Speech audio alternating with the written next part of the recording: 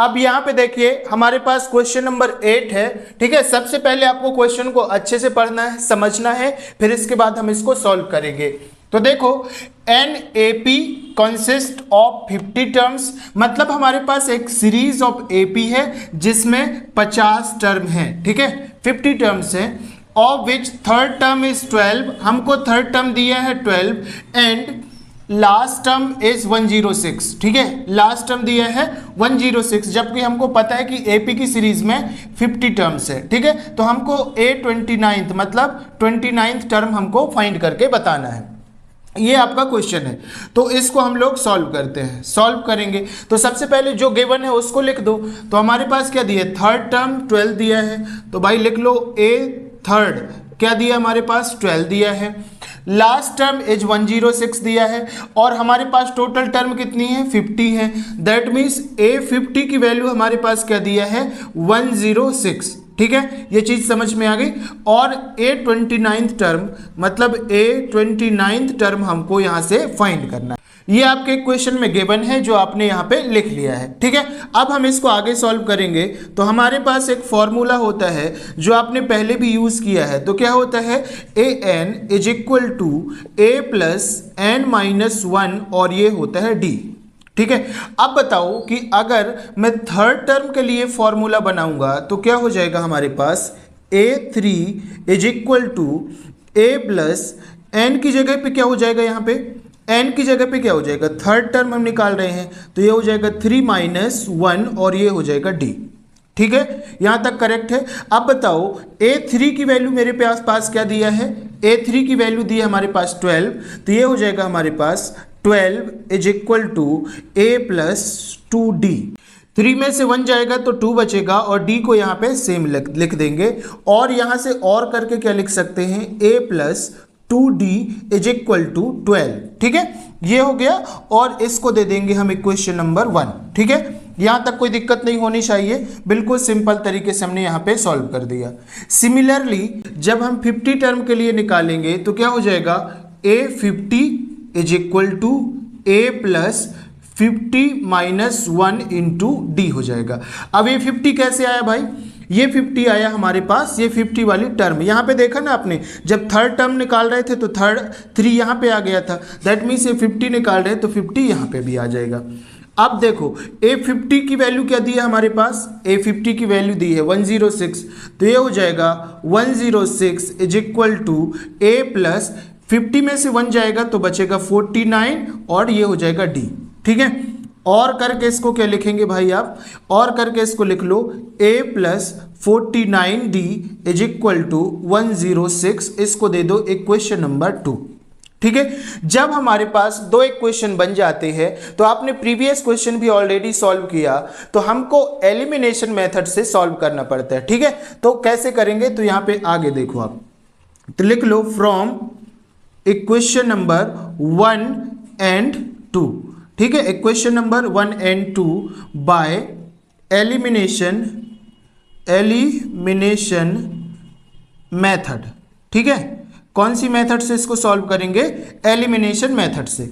Equation number 1 क्या है आपके पास, A plus 2D is equal to 12, तो ये हो जाएगा A plus 2D is equal to 12। ठीक है, एंड इक्वेशन नंबर 2 क्या है, A plus 49D is equal to 106, तो ये हो जाएगा A plus 49D is equal to 106। ठीक है, और इस तरीके से हम लाइन खींच देंगे। अब एलिमिनेशन आपने सॉल्व किया होगा तो आपको एक चीज पता होगा कि देखो, जब ये सिंबल हमारे सेम रहते हैं, जब हमारे ये सिंबल सेम रहते हैं तो हमको सिंबल चेंज करना पड़ता है, क्योंकि एलिमिनेशन मेथड का मतलब ही क्या है कि हमारे पास A या D मतलब कोई भी एक वेरिएबल को हमको हटा देना है। ठीक है, उसी को तो एलिमिनेशन बोलते हैं। तो हम यहाँ पे साइन कन्वर्जन कर देंगे, माइनस साइन का मल्टीप्लाई कर देंगे। तो जब माइनस साइन का मल्टीप्लाई करेंगे तो जो नीचे वाला इक्वेशन होता है उसके साइन बदल जाएंगे। जैसे ये प्लस में है तो हो जाएगा माइनस में, ये प्लस में है तो हो जाएगा माइनस में, और ये भी प्लस में है तो हो जाएगा माइनस में। अब देखो ये प्लस और ये माइनस हो जाएगा कैंसिल। अब यहाँ पे देखो ये है माइनस का 49 और ये है प्लस का 2। ठीक है, तो 49 में से 2 जाएगा तो हमारे पास यहाँ पे बचेगा माइनस का 47 और ये बचेगा D इज इक्वल टू, यहाँ पे देखो 106 से 12 हमारा सब्सट्रैक्ट हो जाएगा तो हमारे पास बचेगा 94, वो भी माइनस वाला। ठीक है, अब ये माइनस से ये माइनस तो कैंसिल हो जाएगा। अब देखो यहाँ से हम लोग डी की वैल्यू निकाल देंगे तो 47D यहाँ पे लिख लो, 47D इज इक्वल टू 94। ठीक है, ये हो जाएगा 94। यहाँ से डी की वैल्यू निकालो तो ये आ जाएगा 94 और डिवाइड बाय 47। ठीक है, तो 47 1 जा, 47 2 जा, दैट मीन्स डी की वैल्यू क्या आ गई आपके पास 2। डी की वैल्यू 2 आ गई। अब डी की वैल्यू को इक्वेशन नंबर 1 या 2 किसी में भी रखेंगे तो ए की वैल्यू आ जाएगी। ठीक है, तो डी की वैल्यू को हम इक्वेशन नंबर 1 में पुट कर दे रहे हैं। ठीक है, तो यहां पे क्या लिखोगे, नाउ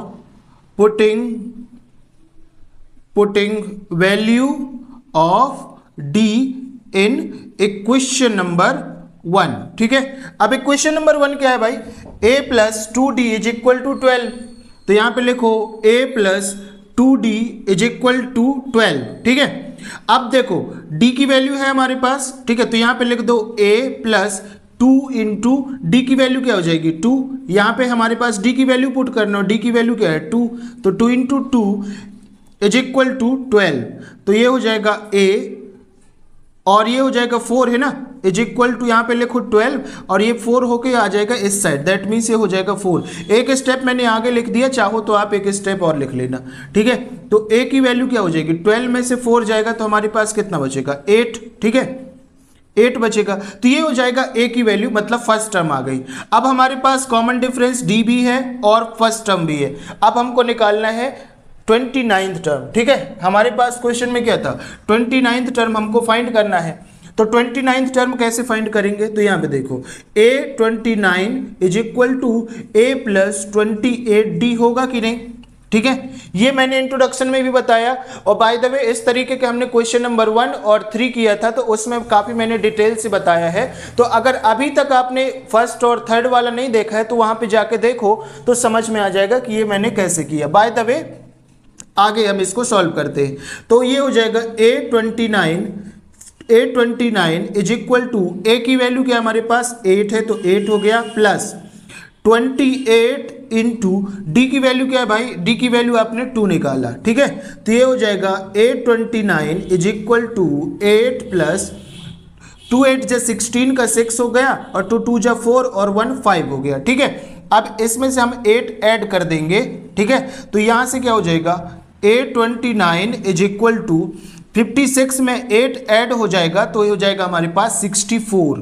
ठीक है, 64 हो जाएगा। तो बाय द वे आपको क्या निकालना था 29th टर्म, तो 29 टर्म क्या हो जाएगा 64। ठीक है, तो इस तरीके से आपने इसका आंसर निकाल लिया। आई होप सो कि ये क्वेश्चन में कोई दिक्कत नहीं होगी, आपने बहुत अच्छे इस क्वेश्चन को समझ लिया होगा। ठीक है, बाय द वे आपने 7th वाला भी क्वेश्चन किया ना तो सेम था उस पर। ठीक है, सेम कॉन्सेप्ट अप्लाई हुआ है। तो इस तरीके से यहाँ पे देख सकते हैं, चाहो तो एक इसका स्क्रीनशॉट भी ले लो ताकि जब आप लोग सॉल्व करोगे तो कोई दिक्कत नहीं होगी। ठीक है, अब हम बढ़ते हैं क्वेश्चन नंबर नेक्स्ट की ओर।